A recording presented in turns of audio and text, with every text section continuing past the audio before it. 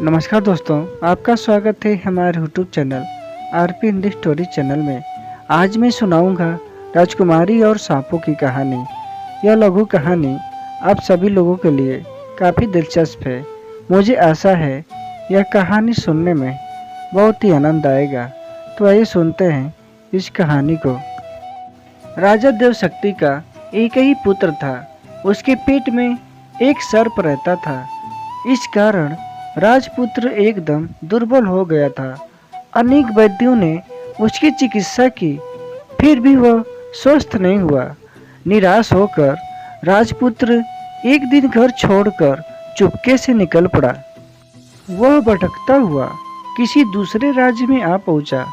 वह भिक्षा मांगकर पेट भर लेता और एक मंदिर में सो जाता।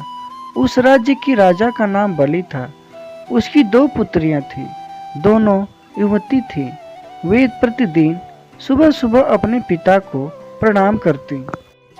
प्रणाम करने के बाद उनमें से एक कहती, महाराज की जय हो, जिससे हम सब सुखी रहें। दूसरी कहती, महाराज आपको आपके कर्मों का फल अवश्य मिले। राजा बलि दूसरी बेटी की कड़वी बातों को सुनकर क्रोध से भर जाता था। एक दिन उसने मंत्रियों को आदेश दिया, कड़वे वचन बोलने वाली मेरी इस पुत्री का किसी परदेशी से ब्याह कर दो, जिससे यह अपने कर्मों का फल भुगते। मंत्रियों ने मंदिर में रहने वाले उसी भिखारी राजकुमार के साथ उस राजकुमारी का विवाह कर दिया। राजकुमारी अपने उस पति को प्राप्त करके तनिक भी दुखी नहीं हुई। वह प्रसन्नता के साथ पति की सेवा करने लगी। कुछ दिन बाद वह पति को साथ लेकर दूसरे राज्य में चली गई। वहां उसने एक सरोवर के किनारे पर बसेरा बना लिया। एक दिन राजकुमारी अपने पति को घर की रखवाली के लिए छोड़कर भोजन का सामान लाने के लिए स्वयं नगर में चली गई। राजकुमार जमीन पर सिर टिकाकर सो गया।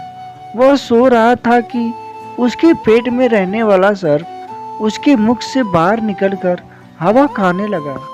इसी बीच पास ही की बोबी में रहने वाला सांप भी बिल से बाहर निकल आया।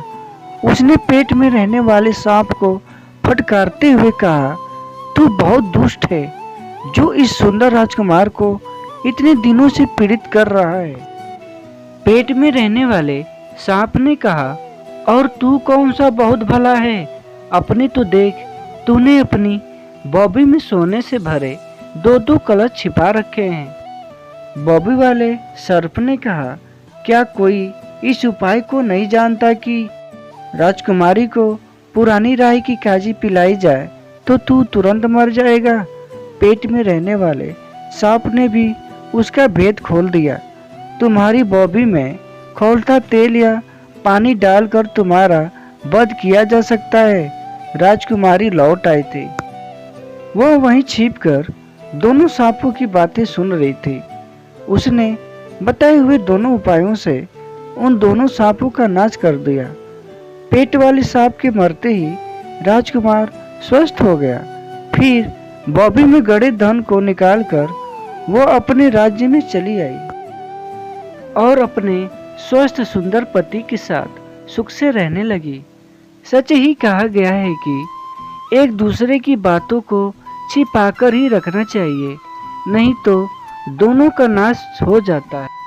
अगर आप लोगों को मेरी यह कहानी पसंद आई हो तो मेरे चैनल को सब्सक्राइब और वीडियो को लाइक और शेयर जरूर करिएगा। तभी आप लोगों को ऐसे ही और भी सारी कहानियाँ लेकर आऊँगा। धन्यवाद।